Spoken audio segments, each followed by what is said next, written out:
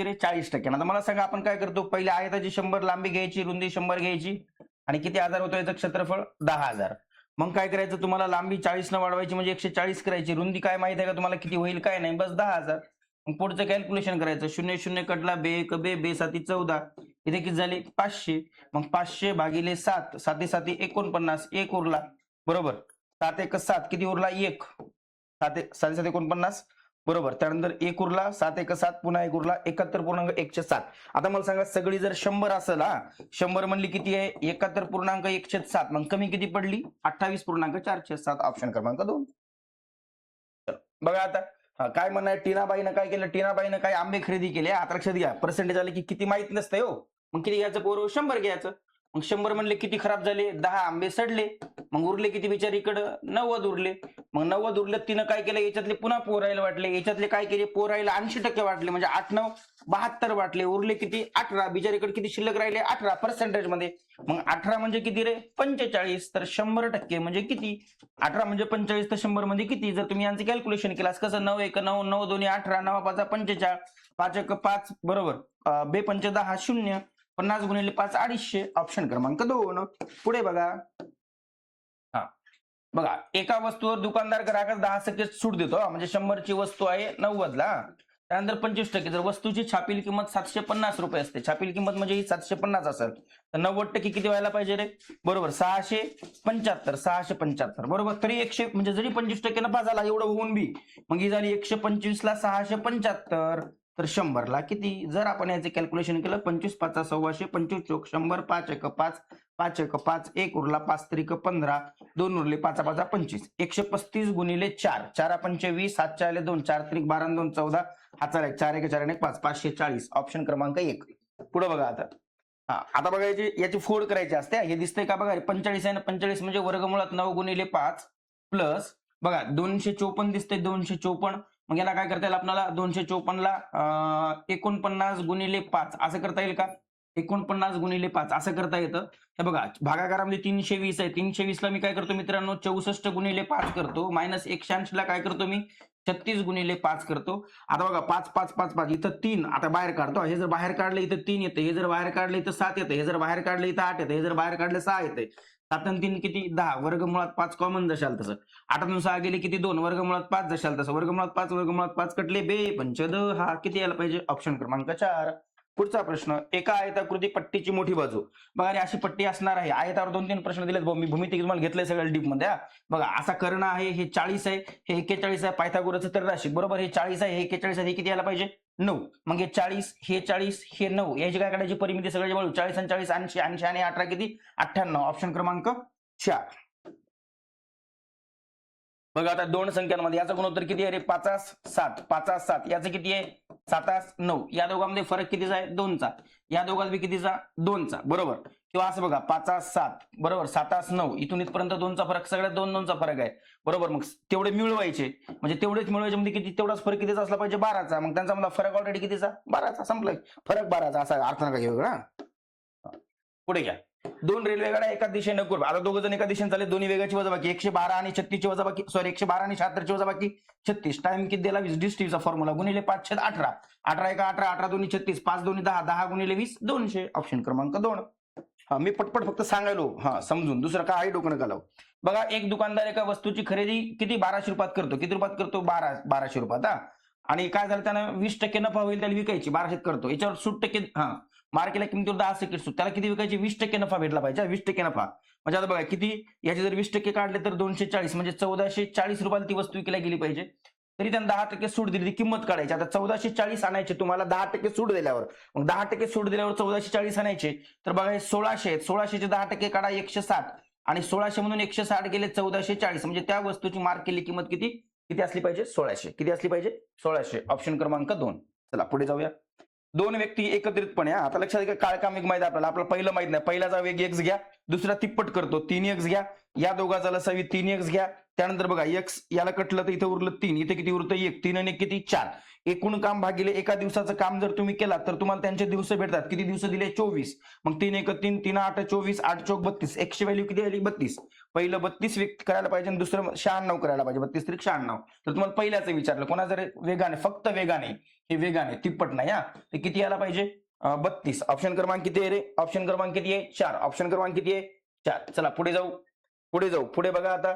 हा, सरळ व्याजाचा प्रश्न आहे. सरळ व्याज काय म्हणणं आहे? रणधीर नावाचा कार्यकर्ता आहे, रणधीर नावाचा, असू द्या नाव काही असू द्या. 10,000 रुपये होते हा, त्यानं काहीतरी गुंतवले. किती गुंतवले? एक्स घ्या. किती टक्क्यानं? 5% प्लस.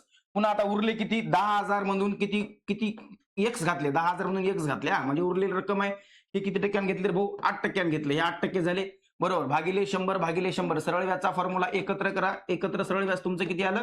710 रुपये. किती आहे रे? 710. मग बघा 100 कॉमन आहे, पाय आहे, मग याची बेरीज करू आणि हे 100 कुठे येते? इकडे येते हा. मग बघा 5x जशाला तसं 8 गुणिले 1000, 8 गुणिले 10,000 किती हजार झाले? 80,000 झाले. किती हजार झाले? 80,000 आणि मायनस 8 एक 8x आणि हे किती हजार झाले? 71,000 झाले. किती हजार झाले? 71,000. 5 8 गेले किंवा 8 5 गेले 3x.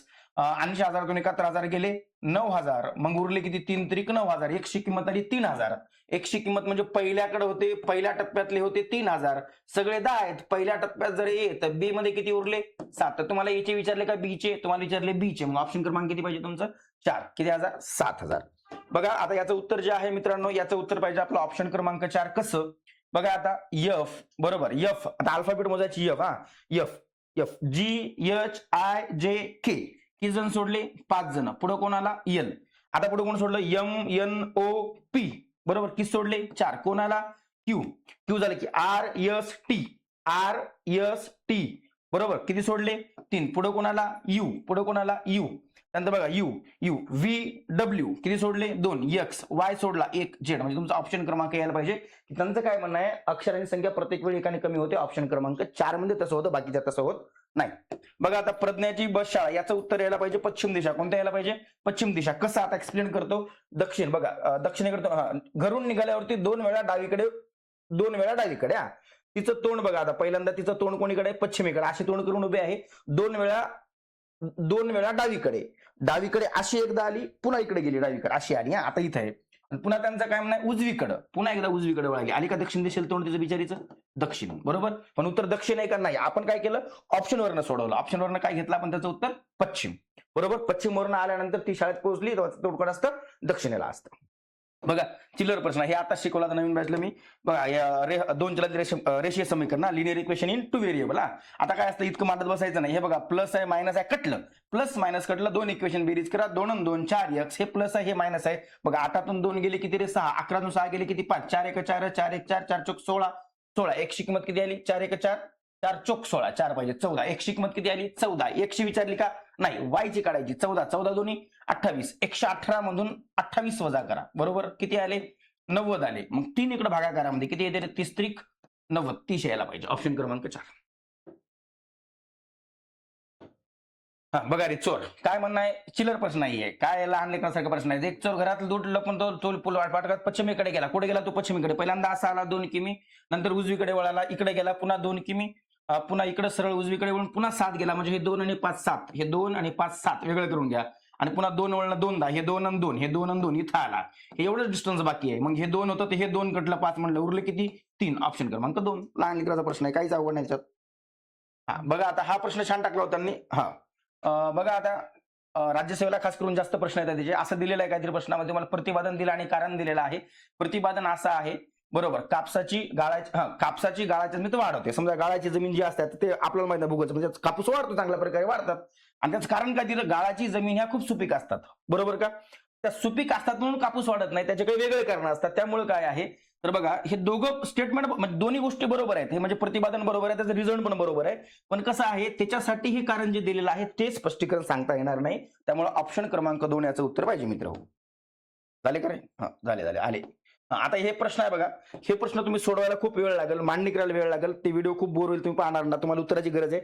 याचं उत्तर काय येतं मित्रांनो? इतिहास येतं. सीचा काय येतं? सीचं अनिवार्य बरोबर. मी उद्याच्या लेक्चरमध्ये आपण एक विषय स्पेशल लेक्चर घेऊ, सगळं सोल्युशन त्याचं मी तुम्हाला सांगून देतो सगळ्या प्रश्नाचं. याचं उत्तर येतं ऑप्शन क्रमांक 1.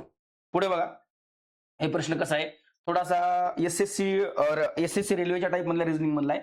या दोघांचा फरक काढा. किती येतो रे? 72 मधून हे गेले इथं येतं 34 या दोघांची वजाबाकी, या दोघांची वजाबाकी काढा येते 50, या दोघांची वजाबाकी आली 24 आणि याला 2 न गुणा, याला जर 2 न गुणलं येतंय 68, आलं का 68, याला 2 न गुणा येतंय 100, आहे का 100 आहे, आणि याला 2 न गुणा 24 दोन्ही 48, ऑप्शन क्रमांक 1.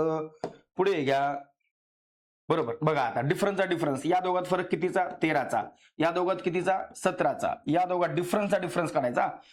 17 आणि 4 21, 21 आणि 4 25, 25 आणि 4 29, 29 4 33, डिफरन्स याच्यामध्ये 4 चा फरक आहे. डिफरन्स काढा, 4 चा फरक आहे.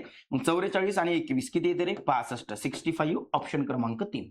अजून 2 बाकी आहे शेवटच्या, लास्ट 2. ओके.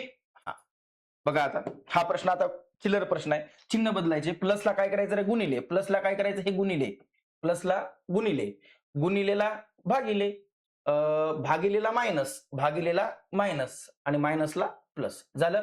11 1 11, 11 दोन्ही 22, 11 1 11, या दोघांचा गुणाकार 23 1 23, हातचे आले 2, 23 दोन्ही 46 आणि 2 48, बरोबर, प्लस 82 मायनस 40.